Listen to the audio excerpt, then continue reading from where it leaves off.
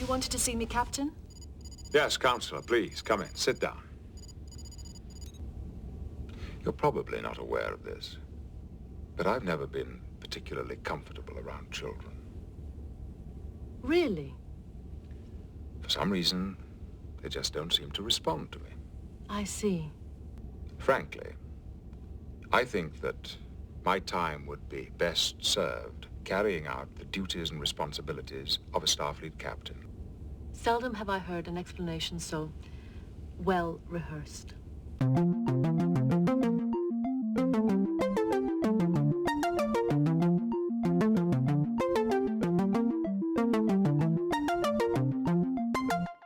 Hello everyone, welcome back to Fully Functional, TNG Podcast. I'm Maggie, joined by Jeff and Dory. Yo. Jeff and I are huge Star Trek nerds. Dory's a Star Trek novice. And we are taking her on her first journey through Star Trek The Next Generation. Today we'll be talking about the Season 4 episode, Suddenly Human. Original air date October 13th, 1990. And as always, we'll take it away to Dory for the recap. Okay, so we start off going to Sector 21947, responding to a distress call from... Very useful information. Oh, Thank yeah, you, Dory. of course. Yeah. Mm-hmm. It's the details that count. The distress call from a Tellurian observation craft. And there's like life-threatening radiation leak within propulsion system. Okay, but then we cut to the bridge, and Troy is standing really weird over that control panel by Worf. It was just like a really interesting choice. Anyways, so apparently we learned that like the Tellurians did like this tactic of like abandoning an observation craft and then like setting it to self-destruct and issuing a like distress call, and then like people would show up and they'd be fucking killed. Yeah. So quite the strategy. So they're like, is this the same situation? And there really isn't a way to figure out like if it's set to self-destruct. But then a Tellurian warship called the Chimera is responding to it. Whatever. And then Troy's like, there's life on board, but it is fading. So Worf, Dr. C, and Riker and two randos beam onto the ship, and they find 5 Tellurian males to sickbay. They got radiation burns and respiratory distress. And I just was like, what? If there's like radiation shit, why is the crew fine? I don't know. Like, does that... I don't get it. Anyways. Well, it might not be lingering radiation. It might have been like a burst of radiation. Oh, okay. Because it just was like, if they're radiation shit, like, why are they not? Oh, I guess, but also, what's his face wasn't harmed. Anyways, okay. So then, plot twist. One of the Tellurian males is actually a human boy. Whoa. Whoa. So then we meet, the human boy is Jono. I just wrote nice hair. I got it because he's suddenly human. That's the name. Yeah. That's the episode. Hey. Oh, jeez. Yeah. I wrote Jono, nice hair, no radiation damage. Says nothing. And then like then Dr. C goes to like touch Jono and he fucking loses it and he starts like wailing. I mean, I don't know if I'd even call it wailing. That's just what the Netflix subtitles called it. Mm-hmm. So all the guys, like, they all start wailing. I wrote, they all sound like goats. Yes. So Picard just, like, walks in. He's like, this is not it. And he's like, okay, stop, attention, whatever. And then he's like, shut the fuck up. Not actually, but he's just like, stop immediately. And then they all stop. And so then he's like... goes over to Kono and he's like, what's your name? And Troy immediately is like, oh, he won't talk. And then of course Kono immediately is like, I'm Kono. Are you the captain? Or Jono? Yeah, I kept saying Kono. His name is Jono. Yeah. He only says his name after Troy calls him captain, because that's when he knows Picard is the captain. Yeah. So yeah, yes. He wants to see his captain, blah, blah, blah. There's, like, other scans that are done, and we find that, like, Jono has been, like, injured multiple times in the past, and Dr. C is like, maybe he has Stockholm Syndrome. And then we cut to like Jono is like not having a good time. He is running around sickbay and everybody's trying to like hold him down. And Troy's just like, I just suggested taking off his gloves. And Jono's like, she wants to dissect me. And just like, okay, what? Okay. And he wants to return with his brothers to Captain Endar. And he will apparently only listen to Picard because, you know, fuck everybody else apparently. So, okay, Worf takes Jono to just like quarters, I guess. Mm-hmm. And Jono's like, oh, well, you're a Klingon. Were you captured too? And Worf is like, they are not my captors. They are my comrades. And I love you, Worf. And then Jono's like, why are you taking orders from a female? Which immediately red flag. A female. And then Worf's face, like, oh, it's like quick, but his face changes when he gets asked that question. Mm-hmm. And then Worf, then I just wrote, congrats, Jono, you suck. Yeah. Because he's like, oh, in our culture, a female can never outrank a man, which I think is very telling because if you're saying female and man in the same sentence, yeah, that's very telling to me. Mm-hmm. And then Worf goes, you are human, and among humans, females can achieve anything the males can, which I feel like that's got to be very distinct writing choices because for Worf to say female, male, as like that's equal, mm-hmm. and then for Jono to say female and man, Worf the feminist king, I guess. I love Worf. Yeah. So then I wrote, this bitch starts to wail again. So yeah, Jono's like crying out whatever he will continue to do so until he's back with his brothers.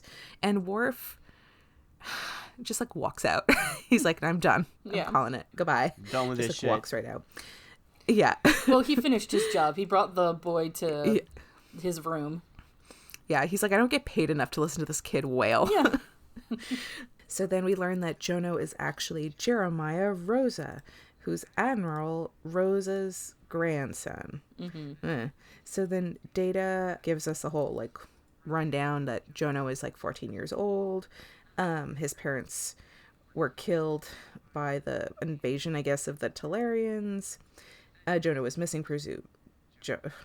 Oh my God. I'm sorry. I'm going to call this kid every name but Jono at this point. I'll call him Jonah. Yeah, he was missing, presumed dead. So they were like, we're not going to look for him. So they're like, should we like show him human shit or whatever? And Troy's like, yeah, maybe no. Like it could be like absolutely traumatizing for everybody involved if we just sort of throw him into this. So he needs to like ease into it and like rediscover his identity on his own, or just like not so like just congrats, you're human. Rah! Mm-hmm. So Picard's just like, all right, great, take it away, Troy. this is have fun. And Troy's like, actually, I think there's a better person who could, deal with this. Mm-hmm. I wonder who.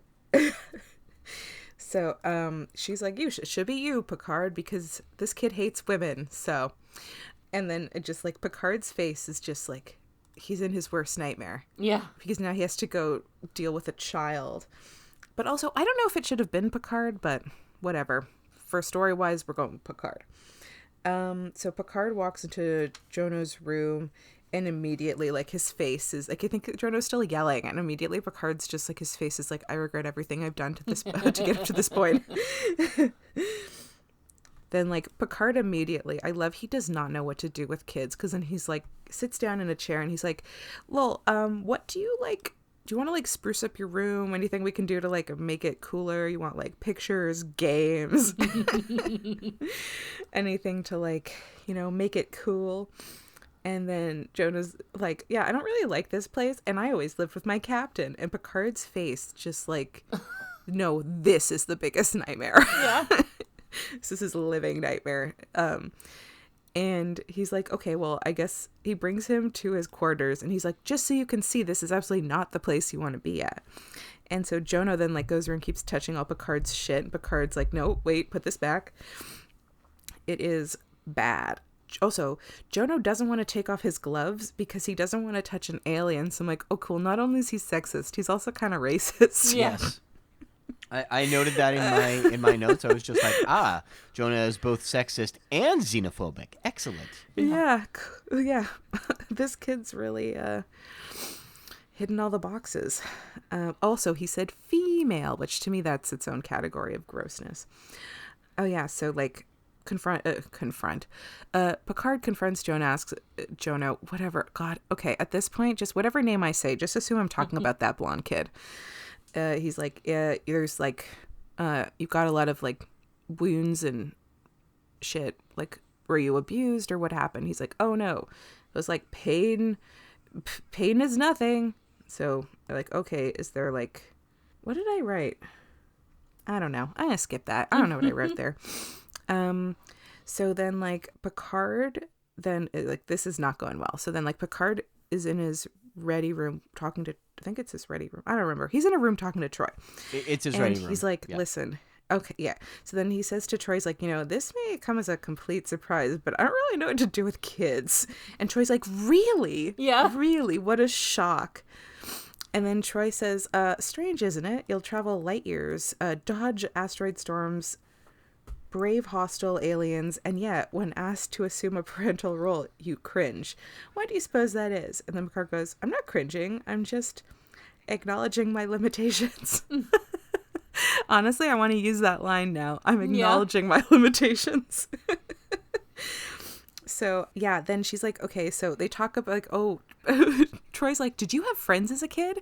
And Picard's like, well, okay, doesn't like answer the question really, but he's just like, well, I knew what I wanted to be from when I was a kid. So like all my energy and whatever went into that.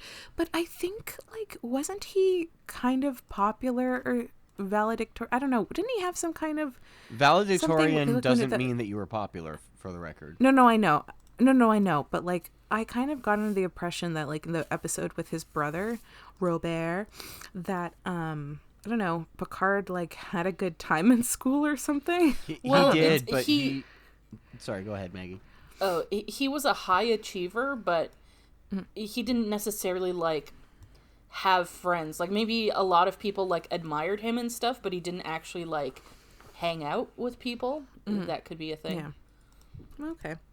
I still don't think it tracks that like he doesn't know what to do with children because he just like wanted to do shit. I mean, there's a lot of people who like don't know what to do with children just because like children are sticky. Yeah. So like, I don't know if this tracks his logic here, but okay. I'm not going to criticize it though, really, because like, I don't disagree in the idea. Like, you don't like, not everybody has to be good with kids. Mm-hmm. So I don't think you really need a whole like psychiatry thing of like, oh, well, what happened as a child that you don't know, you don't want to be around kids. It's like, well, kids are kind of terrible. Yeah. They're always sticky. They ask stupid questions. I don't know. Some kids are fine. Anyways. Okay. So then Troy says, Captain, almost no one is born being a good parent. Most people just have to muddle through and do the best that they can. Then Picard says, are you saying that's what I'm going to have to do? And then Troy goes, yes. And you might be surprised at just how good you can be. Interesting. So then Picard goes into, I wrote Jonah's room because I didn't even recognize where the fuck we were when he walked in. It's Picard's room. And Jonah's just like in a hammock, like hanging from the ceiling or something. Mm-hmm. And then he's blasting music. And Picard's just like, computer, turn off that noise. And then he asks Jonah to come down and he shows him like baby pictures and dramatically reveals that baby is him. Which I just found like very funny. So obviously like Endar, his captain, like kidnapped him. And what did I write? Oh, Jonah has a flashback and he can hear like his mom shouting and shit, and it's like, oh boy, trauma is calling. So then they do a video chat with Captain Endar, and Picard's like, why is Jonah still in Jono? This is like Worf's dad, but I can pronounce it, but just can't like just can't keep the name straight. Picard asks him why Jono is still in his custody for all these years. And Ender's like, because he's my son. And I wrote gasp, but like, obviously not. But they did it like a cliffhanger, like not a cliffhanger, but they made it like drama. He's his son. But then immediately we go back and Picard's like, that's not possible. So then like Endar is like, well, my son was killed. And according to Talarian law, I am entitled to a slain enemy's child. Like, okay. Cool, I guess. And then Endar explains that like Jono's injuries are from like a boy wanting to impress his father or like want his father's approval. Well, basically he's like the classic. He was a teenage boy fucking around and he got hurt. Yeah. He fuck around and he found out. Yeah. Yeah. So then they decide that Jono and Endor could they should have a conversation, but it needs to be supervised. And by supervised, they mean Troy and Picard stand in the background with their backs to them. Yeah. And it's really awkward and kind of funny. Jono, like, wants to leave with Endor. Like, he makes it pretty clear that he's, like, not really interested in staying. But I just like, why does it like, okay, yeah, he can leave with them. He's like at 14 years old, which is like the age of decision or ascension, whatever.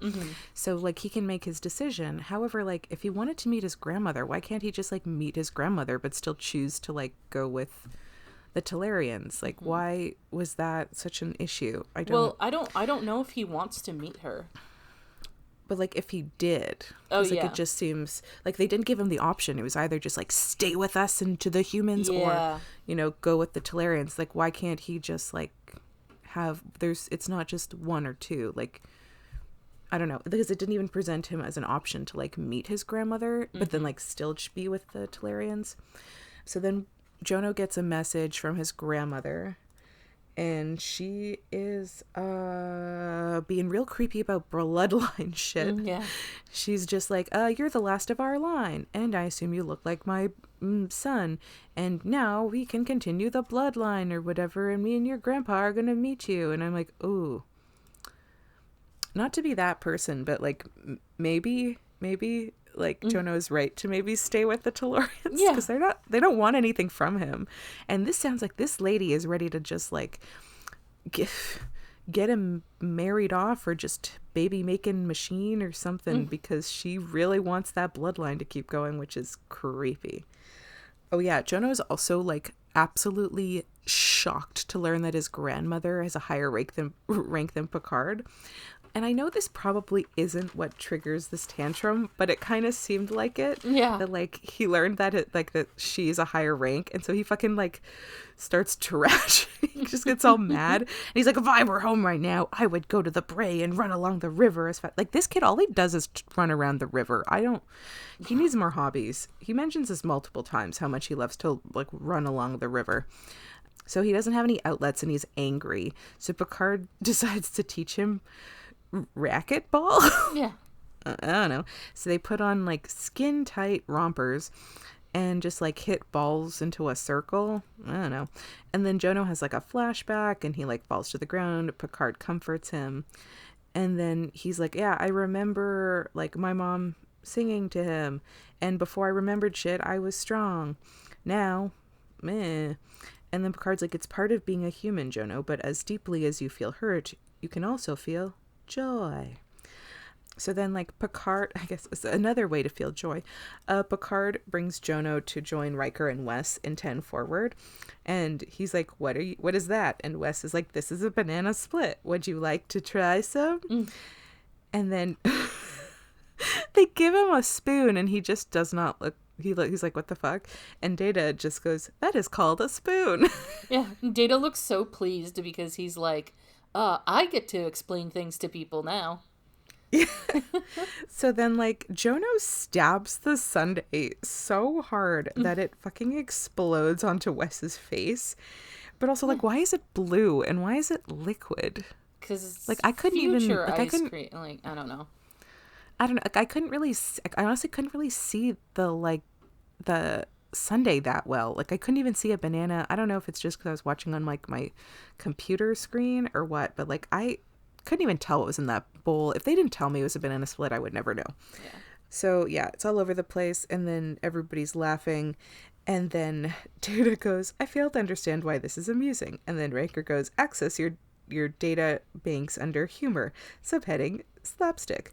And then Data goes, comedy stressing farce and horseplay. Ah, this, no doubt, is a variation of pie in the face. And then Riker goes, now do you see why it's funny? And then Data goes, no, sir, but I will take your word for it. This is very amusing.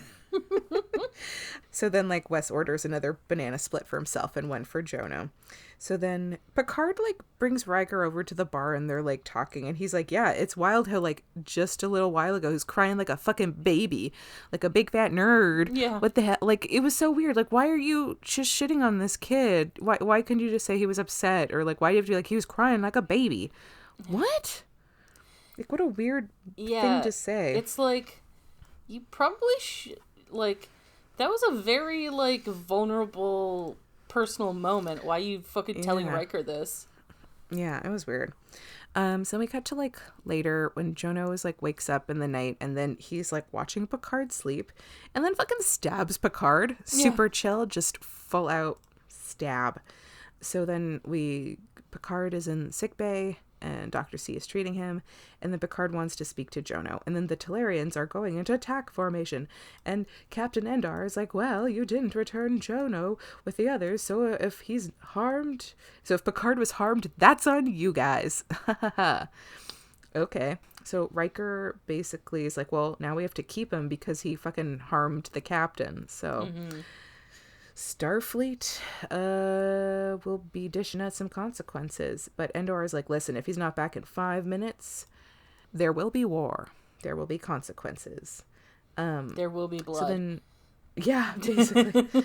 So Jono thinks he's going to die for attacking Picard. And Picard's like, no.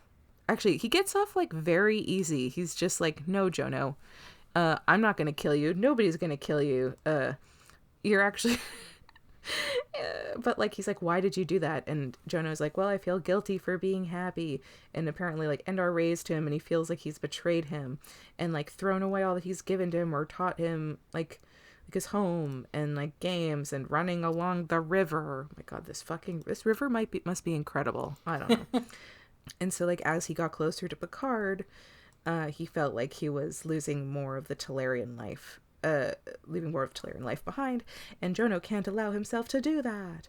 So then Picard goes to the bridge and speaks with Endor in front of everybody, and he's like, no, Jono did not commit a crime. I did, because I didn't listen to what the 14-year-old wanted. And now the 14-year-old who stabbed me will face no consequences and will go back to his home to run along the river. And so then in the transporter room, I guess they say goodbye, and then Jono takes off his gloves, growth, I guess, and holds Picard's head, so they're, like, forehead to forehead, like he did with Endar earlier. And then, I don't know, he gets returned to Endar, and they fly away. The end. Yeah. Also,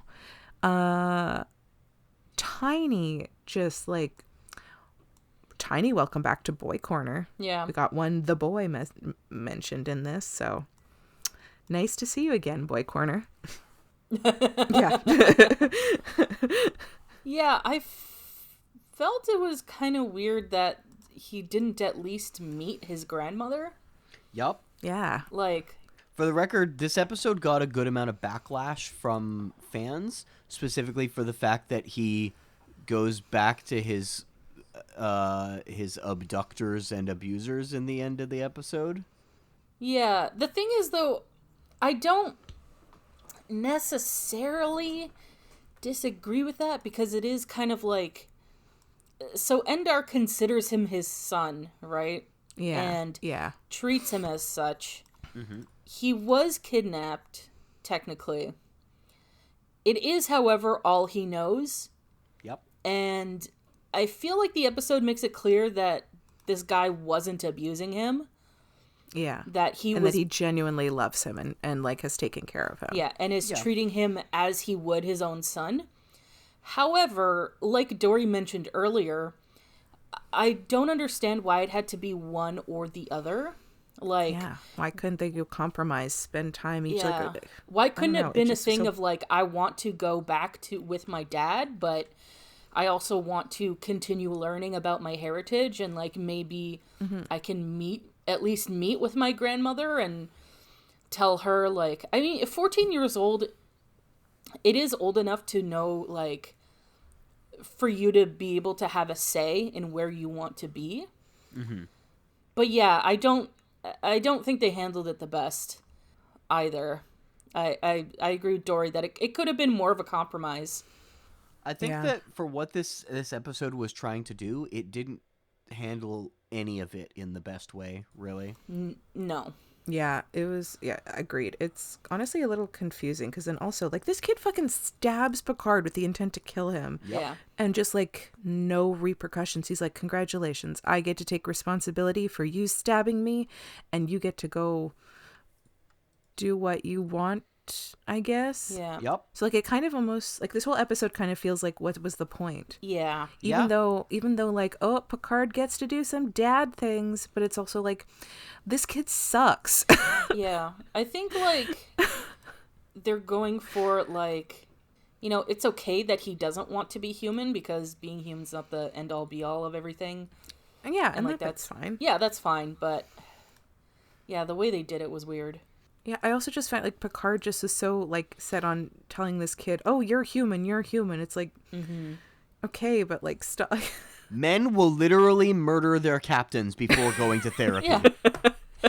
Yeah, the whole stabbing thing, it was like, So random. I think it was meant to show, like, how desperate he was Yeah. to, like, get out of this situation, that he's like, because he did that assuming he was going to die. So Yes. he's So like, he didn't want to make the decision. yeah, so He would just- rather die than decide where he Yeah. wants to go. And I think Picard's like, oh man, we really backed this kid into a corner and, like, you know, made him that desperate that he wanted to, like, die. So we'll let him go back because obviously, like, he's gonna hurt himself and other people if he can't.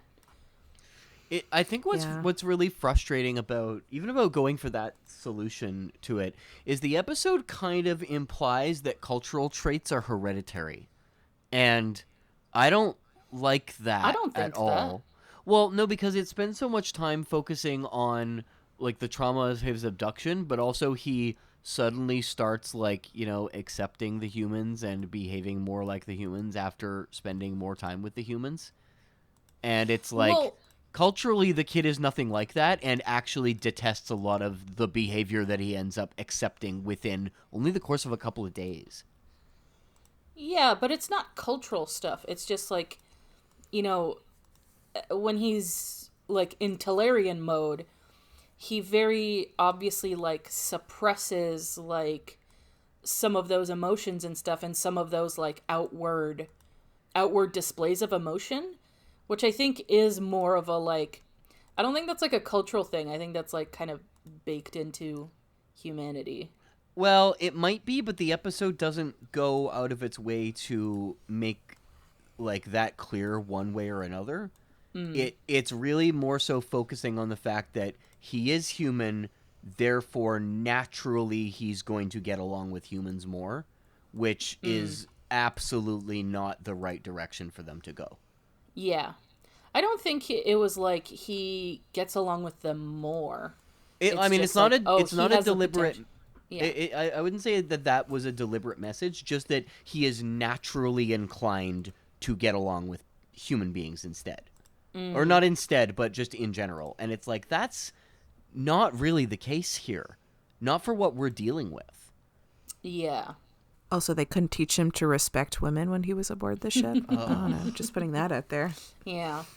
I mean, honestly, given what we've seen of the Talarians, he should think of Wesley as someone who's, like, weak. But he was Yeah. getting along with him. And, you know, that seemed fine. I don't know. It was... This episode, I think, had some sort of message to it. There's very little background information on it, by the way. Apparently, the people who were making it were very happy with it until it got released, and suddenly no one was happy with it. And they're just like, oh, well, we thought it was fine. Yeah. Great, yeah, thanks. Yeah, this is definitely one of those episodes that's just like, it's there. Yeah. It is a bottle episode, and it was meant to be like a cost-saving episode, so that is something to keep in mind about it. There are far better episodes in this season, and I think it's too bad because doing like a fish out of water situation for like a human being who was abducted like this is such a unique situation. Like I can't think of a situation where I've seen this exact premise done in sci-fi before. And I think it had a lot of like good potential. It's just not the direction that they really went with it. Yeah, I think the premise had a lot more potential. Yeah. As you were saying, and they kind of like ruined it by trying to also put in this whole like Picard playing father thing. Yeah. Like, which is funny because that's most of, well, that's not most of, but that is a very large chunk of the episode. Yeah, and it's like I don't think the episode really needed that at all. I don't think so either. Also, like I think it's kind of like weird that they constantly are trying to put him in father positions. Mm-hmm. Like he's made it pretty clear he's like not interested in hanging out with kids. He's also the fucking captain. Would not he, like, I feel like he's got better things to do than like hang out with a 14-year-old. Yeah. So like they're honestly like, you could have gotten Riker. Yeah. And I almost feel like Riker would have been a better choice because like Riker is, I mean, he's got like a high rank. I don't know. Like, I just feel like Riker could have been a better choice. Mm-hmm. I think I agree with that. Yeah, I don't know. I just think like, I mean, when it's like a younger kid, I get like a kick out of it. But like, this is a 14-year-old. And so like, I don't, it's not funny. Yeah. No, it isn't. And it's just, and also this particular situation, like they're truly like, if it's just about ranking, then like everybody's above this kid. So like, what does, Yeah. Yes.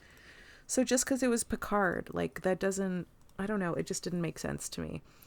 And like Troy's logic, like half made sense of like, okay, yeah, her and Beverly, yeah, probably aren't the best people because this kid won't be interested in talking to women. Mm-hmm. But like they literally could get any other fucking guy. Yeah. Yep. Any guy on the crew. Because what then if they got like someone like if they were gonna get Riker, what this kid was gonna throw a fit if like he didn't get to talk to the captain? Yeah. Like why that wouldn't have made a difference. Would this kid even know like the you know the ranking shit on the Enterprise? That's a good Or in point. Starfleet. So like why does it matter? Yeah, oh god, I wrote something else and I'm trying to remember where it was of like why that didn't make sense to me. Maybe if I find it, like I have 6 pages of notes, so this might be a little more. Take some time. Yeah, this was not my favorite episode. Yeah, it's definitely like one of the weakest ones this season. This is honestly a skip for me consistently. Yeah, you know what? I'm going to double check my list and see what we've got here. Mm-hmm. All right, let's go to season 4, Suddenly Human.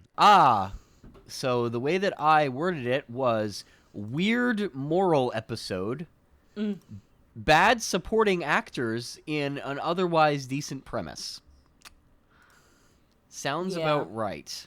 Yeah, I'd say so. I think that's actually one of the more important things about this episode that I haven't brought up yet, but the kid, his performance annoys me more than anything else. Really? Yeah, I wouldn't say it's because the kid is actually a bad actor, but whatever direction he was given, when he's in like Talarian mode, he's a robot, but not in any way that I'm interested in seeing his face not make any facial expressions, that sort of thing. It seems like he was directed to not make facial expressions unless he's like opening up a little bit.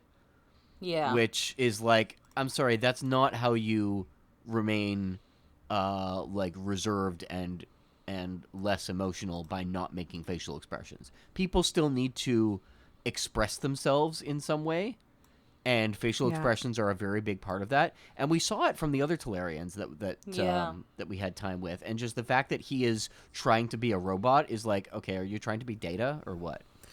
Except when he was talking to Worf, when he just was acting like an asshole. Like, it felt like he was like Draco Malfoying it up there or something. Like, he just went from him being like so robotic to just kind of being talking kind of cocky to Worf. Yes, he was. And just like, it was like very distinct. I'm like, he was so like his character was very confusing. Mm-hmm.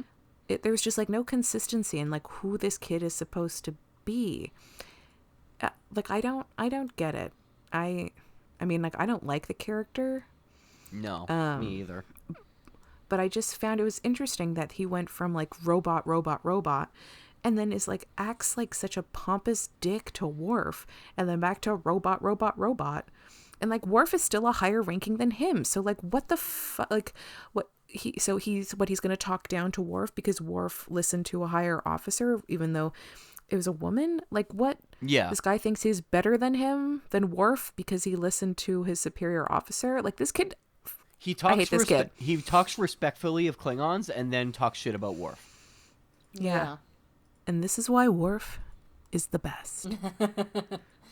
Okay. Because Worf will not take this shit. I have maybe a theory. This is probably generous, but... Sure. I think it's because the kid associates captains with father figures. So he's more willing to give respect to his father figure rather than just any other officer. I could see that. I mean, that would make sense. I just... In the logistics of this story, though, like, Picard's got other fucking better things to do. Yeah.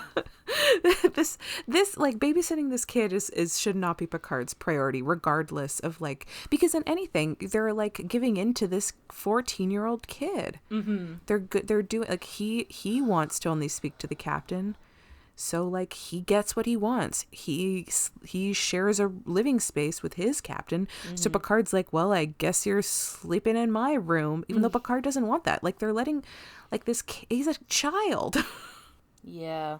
I almost feel like, what if maybe like if they, I don't know, like if he respects his captain so much, then like why would he not listen to Picard as like a captain? Right. Or just like, because he doesn't. Picard's like, oh, I don't think that arrangement's going to happen for you sleeping in my quarters. But then it happens anyways. Yeah. So like, I don't think this kid respects, I don't even know. I don't understand. I think his character is just very loosey-goosey, that I don't really understand how he like what his respect is for the captain. Mm-hmm. Because I don't think he really respects Picard.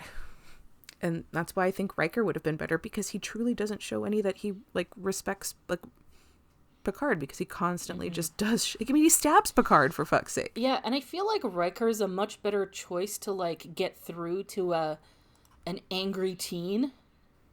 Yeah. Yeah, definitely. Because he, like, from everything we know of Riker, and like especially like the relationship he had with his dad, and that episode where he like interacts with his dad, it's like I just get the vibe of like of him much better being able to connect with a frustrated, angry teenager. Mm-hmm. So the backstory for the writing of this episode, what little is there, is that the writer actually claimed expertise in writing the episode, because it's like, oh, well, I have 2 sons, so I know what it's like writing about asshole teenagers. And it's like, yeah, but why would anyone want to watch an hour of television regarding that? Yeah. That's terrible. And I mean, they really did go with, like, for somebody who claims to be writing from real world experience, she immediately went to the stereotypes of, okay, he's mouthy and he listens to loud, disruptive music. Yeah. Which is like, okay, great. This is like a kid's moral panic shit from the 80s. Yeah. Well, I mean, it is 1990. Yeah, okay, fair. Although I think the ending was maybe her, like, they didn't do it well, okay? But you saying that now makes me kind of think that maybe the ending was like you should listen to your kids' needs. Like, you know, yeah, they're an angry, frustrated teenager or whatever, but, like, because you're not listening to what they need. You're just trying to make them do things you want to do. Okay, yeah, that's a fair point. I could see that viewpoint. Yeah, like I said, I don't think they pulled it off, but you giving that background info, I think that's maybe what they were going for. Okay. Yeah, I think that sounds acceptable. I mean, we've already all agreed that the episode, whatever its intention was, it failed miserably. Yeah, for sure. Yes. Yeah. I mean, there's not much to this episode, I don't think. So, unless anyone has anything else they want to bring up before we move on, I think we should get on to favorite moments. No, I think I'm good. Yeah, same. All right, so let's move on to favorite moments then. Okay, Worf. This episode, Worf. But I also liked Data, his couple of lines. Oh, Data saying, that is called a spoon. And then the bit of, like, Data not understanding why it was so funny that Wes being hit with all that ice cream was hilarious. I actually laughed very hard at that part. Yeah, I actually had to pause and I was laughing pretty hard. I did not expect that. Yeah. So that was pretty funny. I also liked that Picard really thought that it would be surprising to Troy that he doesn't really know what to do with kids. Yeah. Well, she Yeah, I was guess responding sarcastically the entire time, to be fair. No, I know. That's why I No. liked it. That was the point. Is because he okay. thinks that she didn't know that he doesn't know what to do with kids. Okay. He's fair. like, this may surprise you. And she's like, really? Yeah. Yeah. It's I like that he Picard thought she wouldn't, like... like, Okay. yeah. Yeah. She wouldn't have picked on it yet. Yeah, I guess that's like it. Yeah. I think, I really like that moment too, like when Data's like, he gets to be all like, you know, happy about himself, being like, that's a spoon. I also like when Picard walks in and like his like rebellious music is playing, because like it was obviously like modeled on heavy metal, but with like, it was supposed to deliberately sound like noise, like just Yes. really fucked up and deliberate. But like, okay, as someone who likes heavy metal and electronic music, and given the way music has evolved over the years, like since 1990 to 2020, it's not that bad. No, it wasn't. I kind of liked it, honestly. Fair enough. It still was like, it's not the best because it was deliberately made to sound like, you know, a cacophony of noise. Yeah. But it sounds way closer to music now than it did back in 1990. Yup. Which I just, like, I just find that concept funny, that, like, wow, like, this does not have the same effect now as it did then. No, not one bit. There's Yeah. definitely been genres that cross very heavily into what that was being. Yeah, for sure. Yeah, that's kind of it for my favorite moment. Like some of the gags and stuff of like Picard being awkward were like okay and funny, but like yeah, that's pretty much it for me. Yeah. I did chuckle when Picard and him step into Picard's writing room for the first time. And he's like, "See, there's nothing here to appeal to a young person. Put that down." Yeah. And just like the immediate like, okay, so we're on to like a fucking dad comedy episode now. Great, just what we wanted. But yeah. yeah, besides that moment, no, not very much besides Wesley being covered in cum. That's about it. Oh god. That's what I saw, and now you have to see it too. No. I don't actually. I don't. Nope. All right. So, then we'll move on to predictions for the next episode. Woohoo. So the next episode is called Remember Me. And this is a Dr. Crusher episode. Ooh. Yeah. And your little hint is that Dr. Crusher has to investigate a series of disappearances on the ship. Oh. Ooh. Okay. Okay. Oh boy. Do I smell spin-off? Oh. What? Dr. C, like, looking for missing people. That's a spin-off. I would No. watch that. Okay. I have a very out there, in terms of randomness, prediction. Okay. So maybe something is going on with the replicator. And people are, like, eating certain things that are making them disappear. And maybe Wesley is one of them.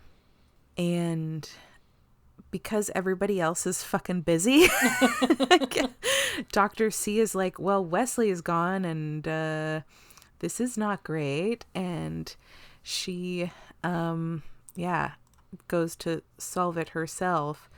And maybe something external is like, maybe they're like, whoever fucked around with the replicator, they're like, need these people for something. I don't know. I don't really know where I was going. I just in my head was like, something's wrong with the replicator and it's making people disappear. All right. I don't know. Yeah, I don't know. I don't have anything past that. Okay, cool. Well, if you'd like to see if Dory's right, watch along with us and join us for the next episode of Fully Functional, a TNG podcast. Goodbye.